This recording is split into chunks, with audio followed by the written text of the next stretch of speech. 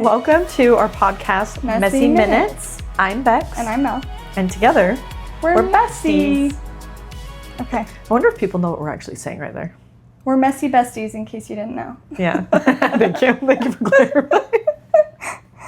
Okay, so we asked you guys in our last podcast episode and On in Instagram. a question box on Instagram yesterday what you guys want to hear. And by far, the most requested topic was everything motherhood. Yeah. So, I saw that. Yeah. So that's today's episode. But here are some honorable mentions that we are going to be getting into later. Next highest requested one was like friendship. In particular, like our friendship and when we were not as close. Okay. And like what happened and how we like got through that and got back to where we are. Yeah. And any other like friendship secrets. Whoa. So Whoa. That's a big ask, guys. You think we're going to share our secrets with you? Probably. You're right. Okay, you beat it out of us. I'll tell you. So yeah, we'll definitely talk about that. And then also marriage things, just lots of like funny marriage stories and just marriage advice, stuff like that. And then also mental health. So, no. I mean, I feel like we're going to get into mental health a teeny bit in today's episode with motherhood. Goes hand in hand, typically. Yeah. Yeah. Seriously. Because postpartum and hormones, And children. they do stuff to us. Everything that we discuss is what works for us. Yeah. Doesn't mean it's going to work for everyone. True. So keep that in mind. I thought you were going to say, it works for us, so figure out your own methods. Like, I thought you were going to say that. I'm like, oh, where's it going? Okay. Let's just get into motherhood. Into the nitty-gritty. Into the nitty-gritty. That's honestly how it is. At home. Initially. Nitty-gritty. Okay, wait. Let's start with a story today Okay. of motherhood, and then we'll get into our questions. Of But our mothers or us? us, what happened to me today. So, I had a great morning. I woke up good. early. I ate a healthy, nutritious breakfast. I made healthy, nutritious breakfast for my kids.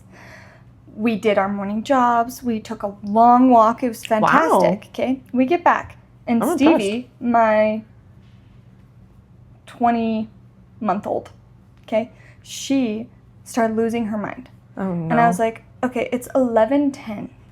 It's too early for your nap. I was like, it's a little early. I don't know what to do. But honestly, she was like hitting. And I was like, okay, like either way, whether you're going to go to bed Or just have some quiet time. Either way, you need to be You need to reset. So I gave her lots of loves and I got her some milk and I took her up to her bed and she was happy to be up there with all of her animals and babies. Okay. She asks for them. So if they're not in her bed, she'll be like, Mo. That's so cute. And Mo's her cow. And so she had all her stuff, okay? And so I'm like, good night. She's like, night, Mama. She goes, thank you, Mama. Oh. And so I'm like, I love you. And I go out. She's fine. She's like, this is what I needed. And I can hear like her talking. Chatting. So I like look at the camera. I can see she's just playing with her animals. I was like, okay.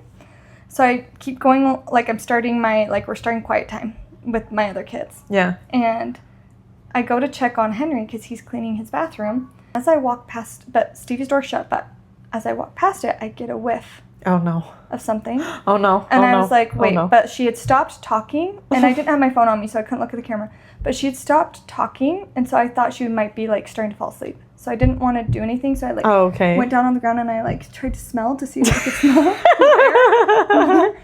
And I couldn't smell anything.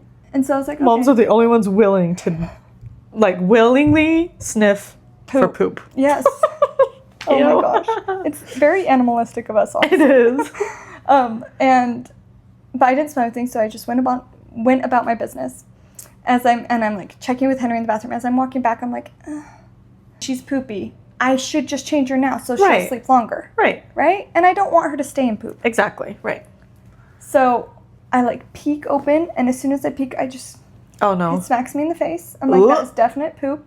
So I was like, as soon as I smelled it, I was gonna walk in anyways. Yeah. And she's like, Mom, poop everywhere. On her? Everywhere. On her, on the bed, on the walls, on the crib, on her animals, on her babies. Ew. But, that sucks. So, and I had just finished making my lunch, and that's when I smelled I got the first whiff. So I was like, No. Oh my gosh. So then I had to do all that. I had to get the bath. How long did it take you to reset probably everything? 45 minutes. So that's the worst. It's like, okay, I can relax and eat my food. Just kidding. I have to clean up poo. Like, literally. gosh. That's exactly what was going on in my brain. Jeez. Yeah. I'm so sorry. Isn't that a stupid motherhood nitty-gritty story? We're going to get nitty-gritty, and there's an example of nitty-gritty for you. Do I say my poop story? Yours? Yeah. Or my Remy's? personal one? Just kidding. Remy's. Like, so today, just kidding.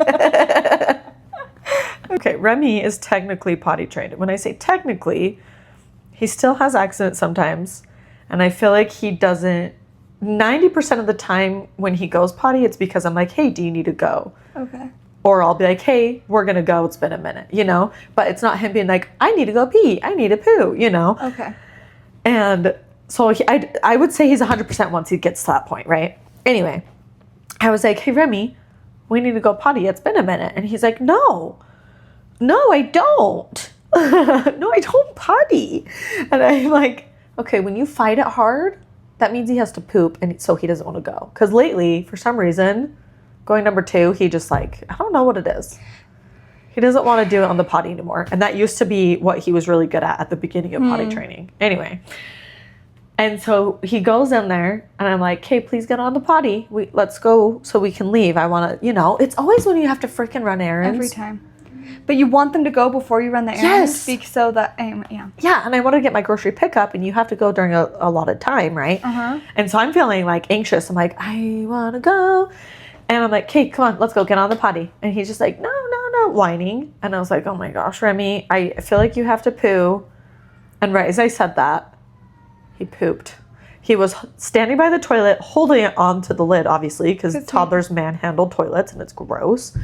He like held it and he went, and pees all over the toilet, like bottom bowl, and poops, and it lands like on the side of the bathtub and like slides down the bathtub onto the floor. And I was just like, are you freaking kidding me? It sent me into a spiral. I was like, Remy? I was so mad. I was like, get on the potty right now. And he's like, no. And I like put him on the potty and then he finished and then I had to like clean it up. And I told him before he got on the potty, I was like, if you go number 2 on the potty, I'll get you a treat. But if you poop in your underwear or on the ground, I get a treat. Because I'm trying to incentivize him. And so afterwards I went and got myself a fruit snack and I'm eating it and he wanted some and I'm like, I'm sorry. You didn't poop on the potty. You get a treat if you do. Anyway. And he hasn't had an accident since. And that's been like 3 days. So. Whoa. Okay. Yeah. Eat candy in front of kids. No, got it. Literally. Take note. Got it. I'm not kidding. He's like, wait, okay, I want some, so I'll do it. And I'm like, great. If that means no mess, win. Yeah. Win. Oh, that bugs. I was so mad. Like, you had a feeling. Right. And he's fighting you. Right. And he's literally 2 seconds away from the potty.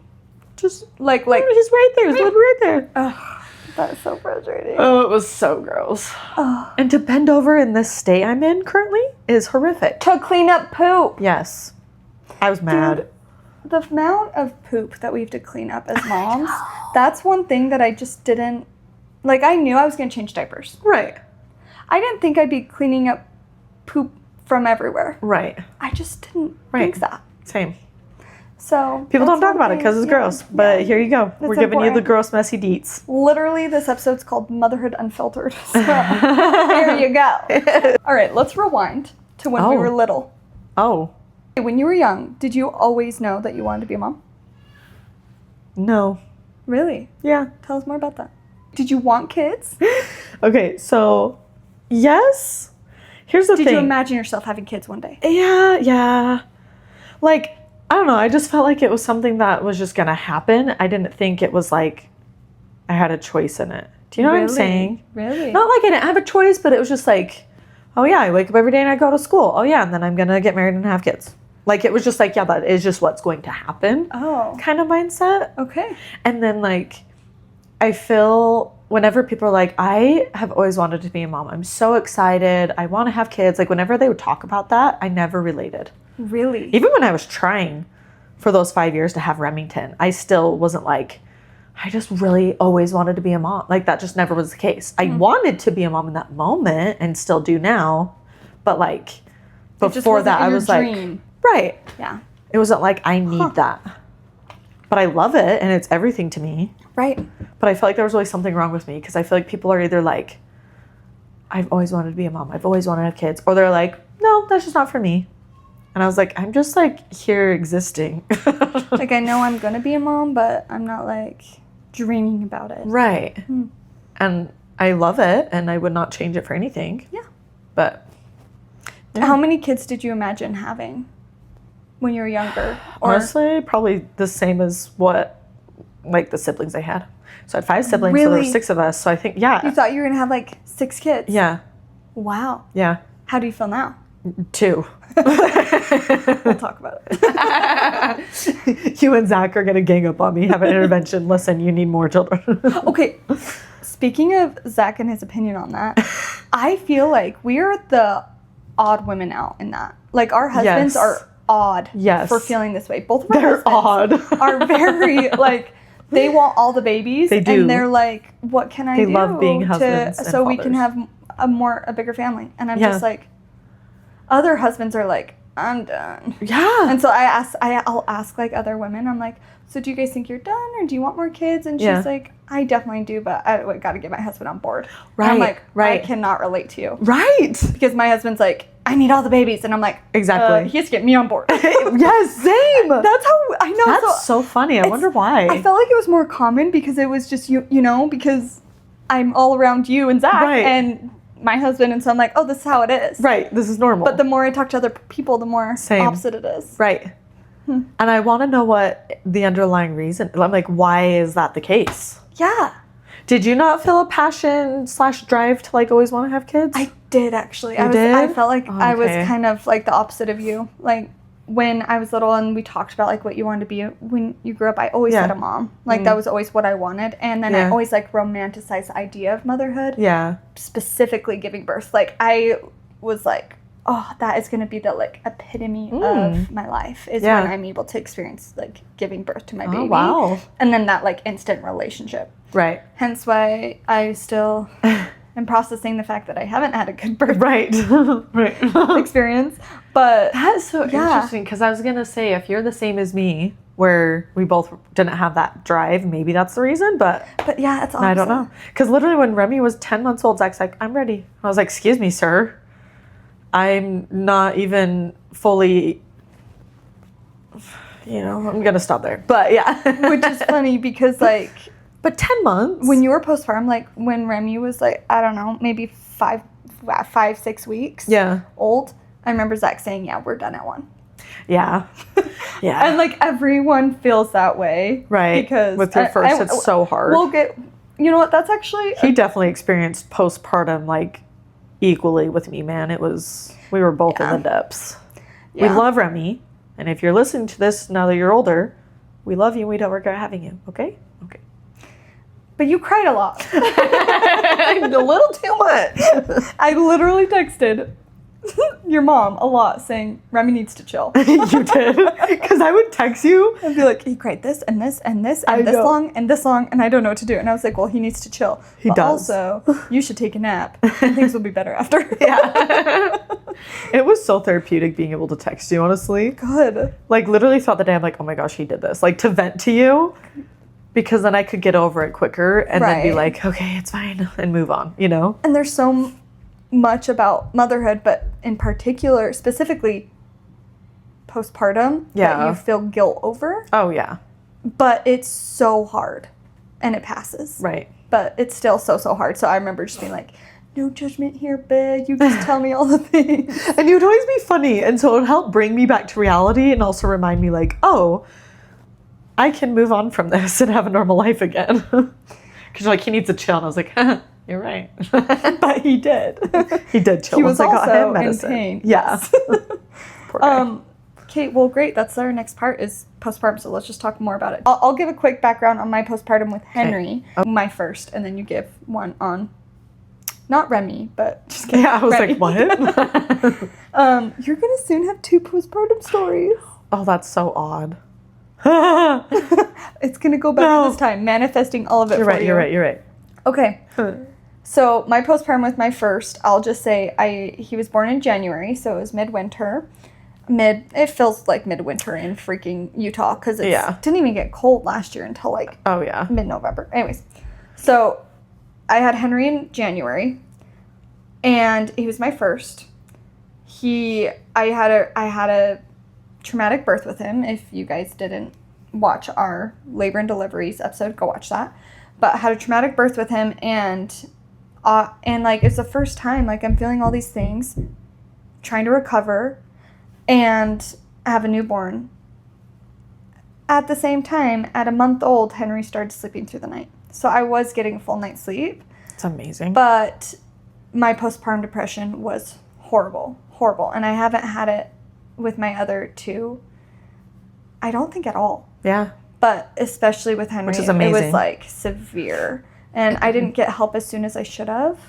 Because you didn't know. I didn't know, but also my husband didn't know. Like, it was new for him too. Right. And he was new, like, he understands mental health is a thing, but he also wonders, like, okay, but if you have nutrients and you get sunlight and, like, if you're doing, and you're having exercise and you're doing all these things, like, your mental health's going to be fine. Right. And that's not the case. But it's different with always. Right. Hormones. Hormonal shifts that are, like, literally the biggest drop in human history ever is after birth. Yes. Yeah. Yes. And then also an identity shift. Yes. So there's just so much in postpartum that comes. And physical recovery. Seriously. And winter. Some people develop depression and some people don't. Right. But that doesn't mean that postpartum isn't still hard if you don't have depression. It's still super hard. Right. So, or anxiety. Will you give us a quick background on your postpartum? Yeah. Thanks, Remy. Honestly, so I already struggle with depression, and I feel like I have situational anxiety, I would say. It's not very much like a part of me, but it happens sometimes. But after Remy, it was like, punch to the face, you are now depressed and anxious, you're welcome. Yeah. And so I got on sertraline almost immediately. It's still on it because I've tried to get off. Was it immediately? Well, like, was it like when he was like a month? 3 weeks in, I think. Like the third week. I mean, it feels immediately, but not immediately because... I mean, back then, it probably felt like years. It did. It was 5 years, actually. Thank you for asking. But I literally... There's a picture of me. I wonder if I can overlay this one. I'm breastfeeding Remy, and I just, like, look like death. But I had literal dark raccoon circled eyes, and I was dissociating, and I just, like, cried all day long, pretty much. He wasn't sleeping, and I need, like, 14 hours of sleep to function. I literally remember before she had Remy, I was really worried about that because she was like, I go to bed at 10, I sleep till 10, I love my life. And I remember being like, you're screwed. Postpartum's going to smack her in the face. I tried to tell you, but you literally can't know until you know. Right. Anyways. I was like, yeah, I'm going to be tired. It's going to suck. No, it was hell. It was torture. And I was like, so I think I need help because I don't want to be on this planet anymore. And then I got on the medicine, and it was horrific. It felt like I had the flu for a week because it gave me like all the flu symptoms. I had fever. I don't remember that. I was throwing up. I had diarrhea. I had chills. And these are like all symptoms, of course. And it was just rough getting on it. So that week was miserable because I was already sleep deprived, depressed, all the things. And tell people what sertraline is for the ones that don't know. It's for specifically for depression, but it also helps anxiety. So there is that part into it as well, which was nice. But once I was on it, I was like, oh. And then you started helping me get out of the house because I didn't know how and I was too scared to. And I think all the combination of that, and Remy got on medicine, so he started sleeping better. He wasn't as much in pain. Remy had like an acid reflux that was really painful to him, and so he was super colicky. Right. Once he got on a medication to keep the acid reflux at bay, that's when he started to sleep better too, right? Yeah. So he got on omeprazole, and that helped him. And then I just went to formula, and that helped him.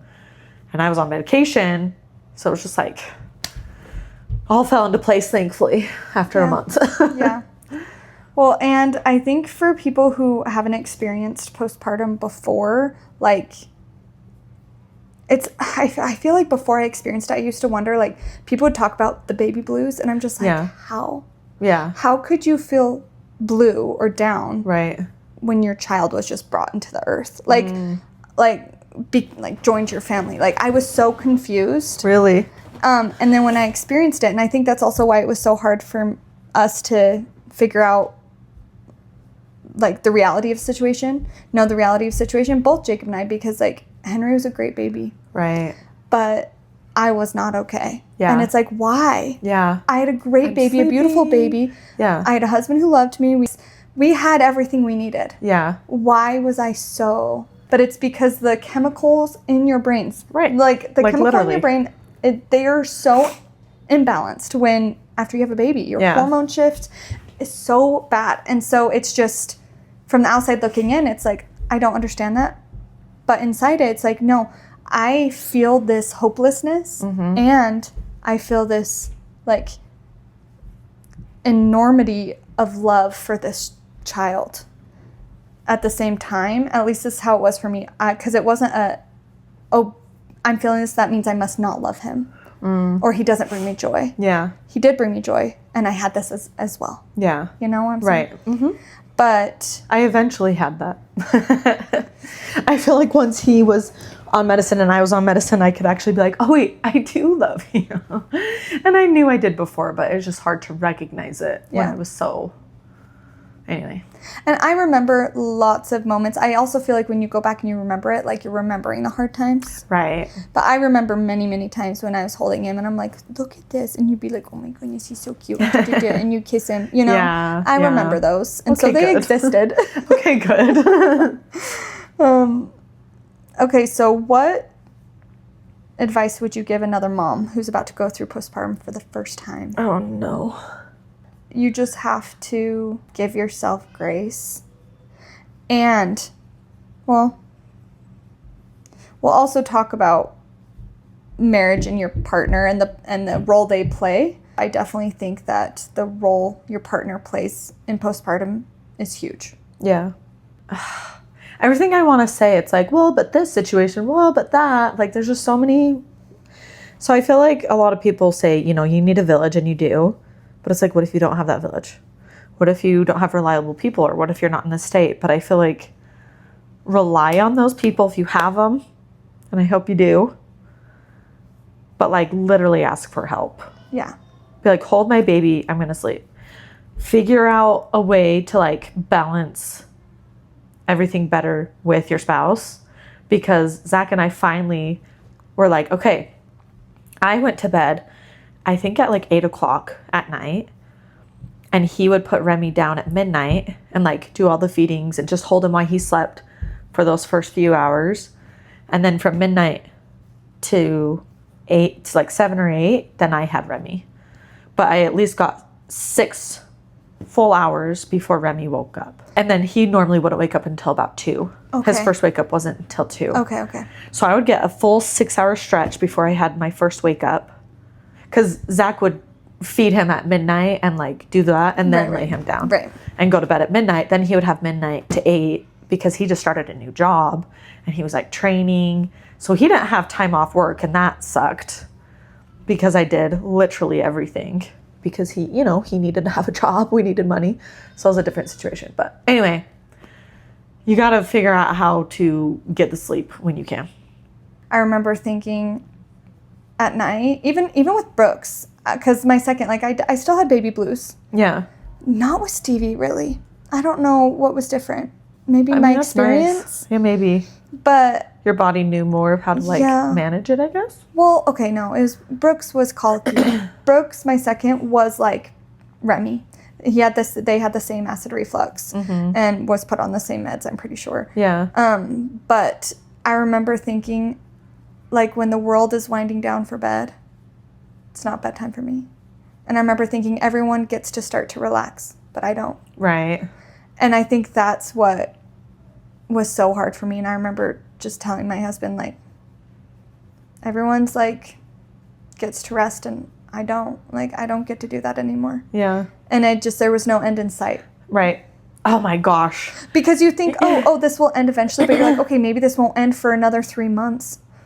Yeah. 3 months of this? Right. Like, you would be like, there is a light at the end of the tunnel. Like, you can make it. And I'm like, that means nothing to me because I can't see it. Right. I remember. You know, and now that I have that experience, it will hopefully be better with this one. And you were right, of course, but it's like, no, they're not. But it's also really hard, right? People tell us, like, you're going to miss this one day. Oh my gosh, I know. I hated that so much. I hate that now with toddlers. Like, I'm like, yeah, I'm not going to miss this. Right. And now I like, you know, you look back at newborn Remy. Right. And you miss moments. Right. But you don't miss the whole thing. Right. So, okay. Anyways, let's shift out of postpartum into motherhood today. Okay. Okay, what struggles do you have, like, in your life? All of them. Be specific, Bob. Name one. Be specific, Bob. Such a good movie. Man. Honestly, okay, it's probably only because I'm pregnant, but just like patience. And I feel like but especially being pregnant right now and in the heat, quick to rage. And I don't want that. I don't want to be a mad, grumpy mom. So that's my biggest struggle right now. And just remembering, like, he's just a little human. He literally doesn't know, like, anything. He's learning. He's learning, and he's meant to test boundaries, and he's meant to, like, he's whatever. Developing, yes. Right. And so I, like, try really hard. But it's so hard because, like, with ADHD, like, you just want, like, when you have tasks you want done, when they're interrupted, it's so incredibly frustrating. And I'm like, I gotta learn to, like, be chill. Like, it's okay that it doesn't get done, and it's okay. You know, they're always like, involvement on things, and like, if it takes a long time, that's okay. That's the point. Take some time. I'm like, I don't know how to relax myself until I'm done with this task. So why would I want it to take time? Exactly. Yeah. I'm like, it's only going to stress me out because then I have to, like, take forever to finish the task. Then I have to clean up said task because it wasn't as done as neatly as I wanted it to. And then, you know. Yeah. But I'm like, no, I need to, like, it's fine. I'm like, messes are okay. Getting dirties is okay. You know, I'm like, I have to remind myself. But it also feels like it's not okay because when the mess is the mess, your mental health is a mess. And so I feel like... Right. I feel like it's just a constant battle. It is. And, I mean, the thing that I struggle with is very similar to that. And this is my number one struggle. It's been my number one struggle for a while, a few years now. And it's just with disciplining and figuring out, like, what's the right discipline method for kids are different. Some kids need something, some need others. So it's like you master one, but then they need something totally different, but then it feels unfair to them. Right. And then making sure my husband and I are on the same page with discipline. I think that my biggest struggle is that I give my kids too many chances and then I lose control. Right. When they still won't listen. Right. And that's like when I really think, like, in the moment, I'm like, okay, I'm being really kind to you by giving you another chance. And they're like, okay, I won't let you down. And then they do, and then I'm mad. Right. And I'm like, well, you didn't listen. Right. But in reality, when I, like, take a step back, what's actually happening is my kids want something. And they're learning if they don't ask or they do it in a certain way, I'm not going to get upset. I'm going to give them another chance. So then they learn they don't have to listen the first time. Right. I mean, I've gotten better, and thank goodness my husband is my husband. My husband's helped me enforce boundaries with my kids. Like, no, you can't do that, period. Right. That's it. Right. No more chances. Yeah. It's like once they know the rules, you can't have chances. Right. It's like, you know the rule. You broke it. Okay. Consequence. Yes. Not, okay, try again. Yes. So, yeah, that's my struggle. That's hard. But what... Dude, parenting is hard. Like, literally, everyone's trying to figure it out. Yeah. None of us know what we're doing. No. We're trying to do our best. All living life for the first time. Right. Well, what is something you've implemented in your, like, daily routine that helps you with the struggle of raging? Oh, man. I think I would say two things. Because, like, whenever I see Remy, I try to be, like, a happy, playful mom. Because that's what I want to be. So it's kind of like, fake it till you make it. I mean, I feel like I am that way, but, like, prolonged, it's kind of harder to do, right? But I feel like I need to not push it when I'm actually not feeling it, because then that's when I feel like I snap quicker. Yeah. I'm like, it's okay, Remy, come on, we need to clean up. We'll clean up. You know, I'm like, I'm trying to make it fun and I'm going to help you, when in reality I'm already annoyed. And I realize that, like, okay, if I'm actually annoyed, then I need to, like, not up it. I'm like, clean up, I hate this, you know, and mama does all the work. And then I'm like, freaking clean up. No, I don't yell at him like that, but I want to. I'm like, Remy, in my head. Clean up. Yeah. Yeah. And I hate that, because it goes from like, I'm happy to like, I'm really mad. And it's like, that's dramatic. So like, no. So I'm learning, okay, I'm paying more attention to my energy levels. And it's like, okay, if I'm actually feeling like upbeat and I want to have fun and make things silly and be like, should we hop over to the basket? You know, because that just helps toddlers with every task. You have to make everything a game. But if I'm not feeling it, then I'm not going to do it. But I'm not going to be rude about it either. I'm like, okay, it is time to clean up. You're going to clean this up and I'm going to clean that up. And I'll be a little bit more firm and like serious. More serious. Yeah. So there's one. The second one is if he is playing independently by himself, which doesn't happen super often because he just is attached to my hip, which I love that boy. But when he's playing independently, I freaking love it. And I will put an AirPod in and I will put a show on as I'm like doing the dishes or cleaning, folding laundry. I'll have an AirPod in with music or a show or something like that. Because then it's like, okay, I'm doing this for me. And he doesn't also get screen time because he can't watch Love Island. And that's how I try to fill up my cup.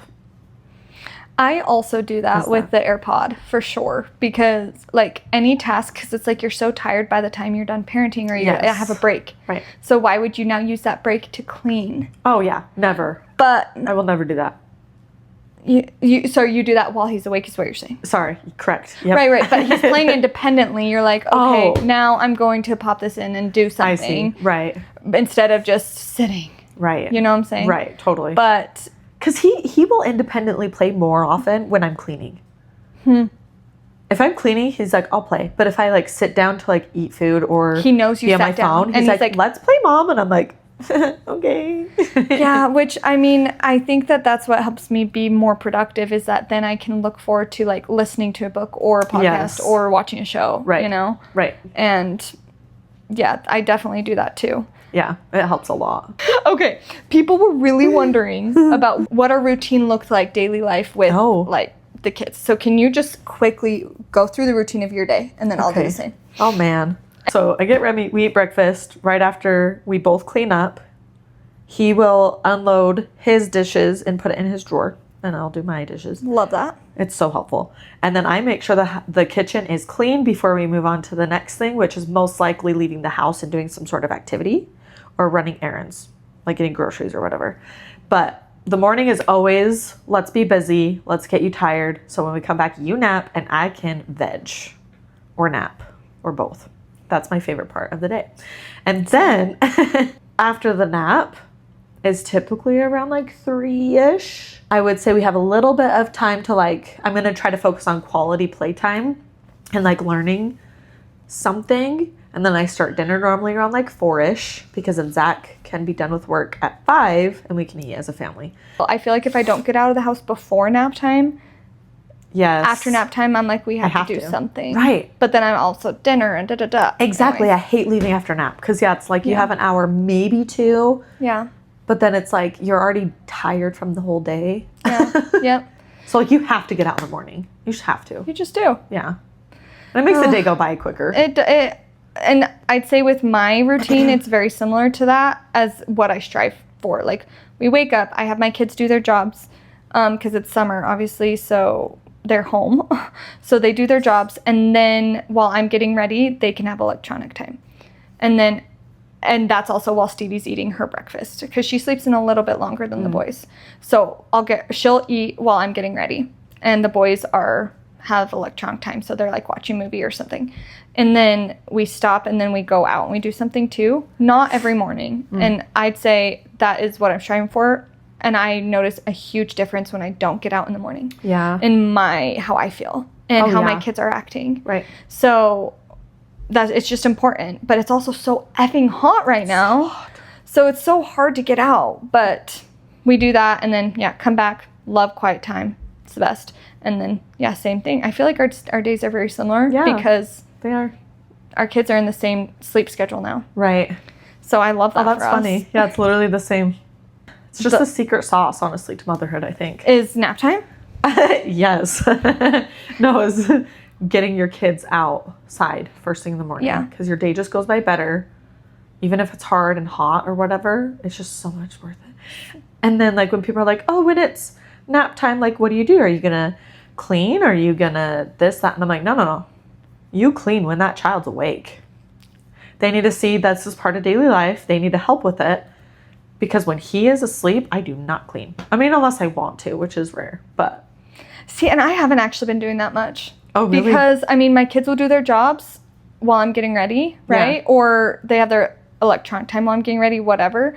But I don't have any energy to clean the mornings. I just don't. Yeah. And I'm like trying to get enough energy to get my 3 kids out of the house. Right. So it's like I'm like building my energy. Yeah. Right. And then we go out and then we come back and then I put Stevie down and that's when I do.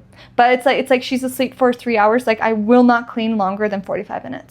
That's so it's great. like and make my lunch in that time. So it's like 45 minutes after she goes down, like I have my food ready and then but that's also I work during that time. So like I'll do emails during that time and then scheduling and planning what I need to plan.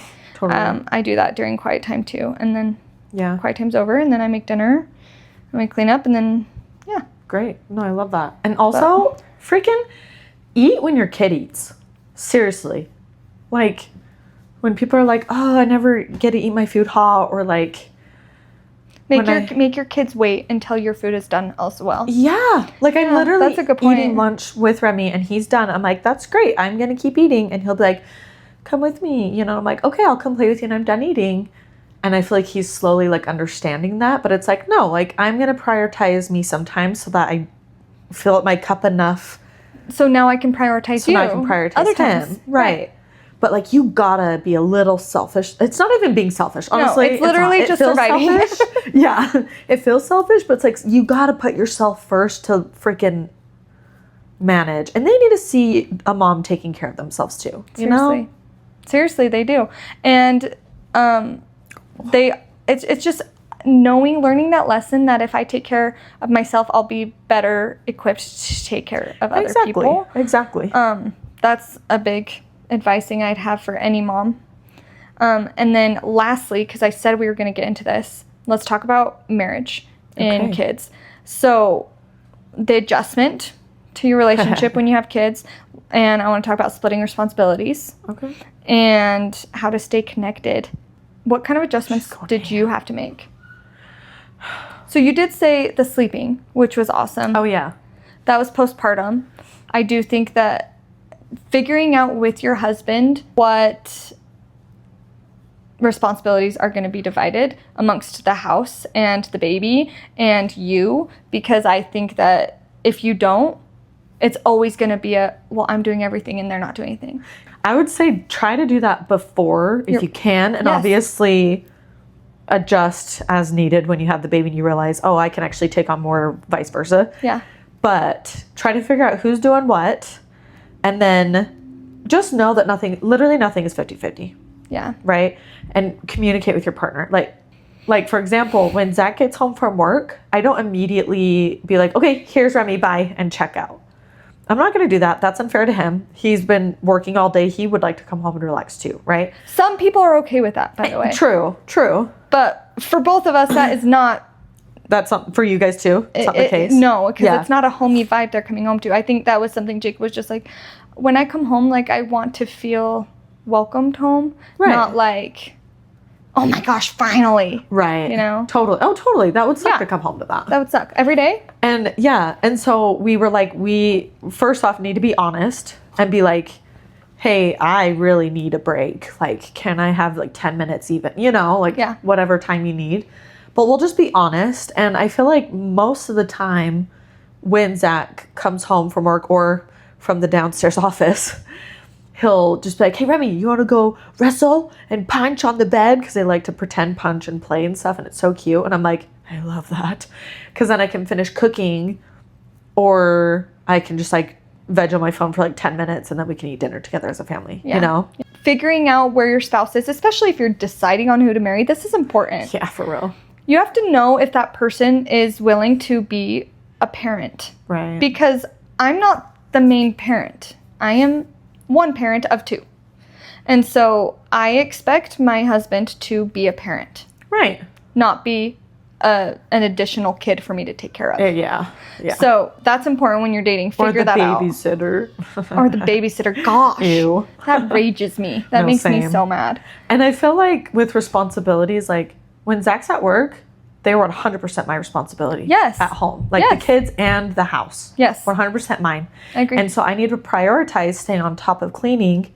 And if it's messy or if it was a bad lazy day and we had screen time or whatever, like Zach's not going to come home and be like, are you kidding me? Yeah. He's never done that. Yeah. He's never done that. But I have that expectation for myself because I like to have a clean home. I like to make sure I'm investing in Remy and making sure he's has quality time and education, whatever, right? Yeah. But then, when Zach gets home, it's like, okay, now we're splitting stuff. So like when you're home, I expect you to also pick up after your son, not just leave it up to me. I also expect you to pick up your stuff. And then he does the dishes every night, right? I don't do the dishes at night. I'll do them all day long, but not at nighttime, you know? So we'll do stuff like that. And sometimes, like, you decide on those things and they have to shift later on. Right. And needs are different as your baby's a different age and a different stage. Exactly. But I think that it's also one of those things where you're like, I don't know what I need until I know that I need it. So it's like, try and prepare as much as you can, but also you have to, like, in the flow. Unfortunately, a lot of the, like, systems and routines and, like, how we've divided responsibilities up need to change. Happened because of a fight. One of us was not happy. And we were like, this needs to happen. This needs to change. It wasn't like, I mean, not all of them. I think a lot of times now, because we have more experience in marriage and communicating, and like Jacob never got mad at me about this. Like, he likes to have the washer free and available when he gets home from work because he roofs. So he's super hot and sweaty and gross. And he wants to just put his dirty clothes straight into the washer and then go shower.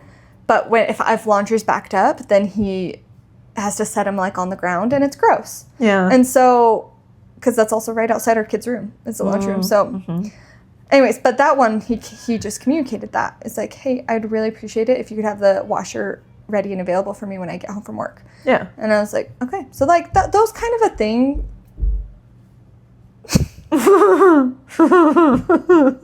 You good? Those kind of a thing. Those kind of a thing? They're things. Yeah. And then I like stopped. I know, you just stopped and I was like, I'm going to just look at her. I just was like...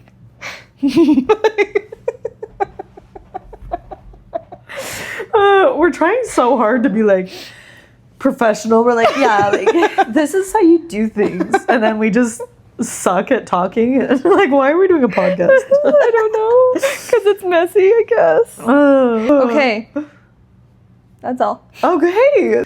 Well, let us know if you want more information on anything or more advice, because I feel like we could totally dive more into things. I agree. Like sleeping and like what works for us and bedtime routines and stuff like that. Right.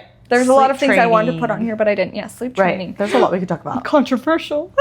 Let's do it. Okay. All right. We'll see you next time. We out. Peace and blessings.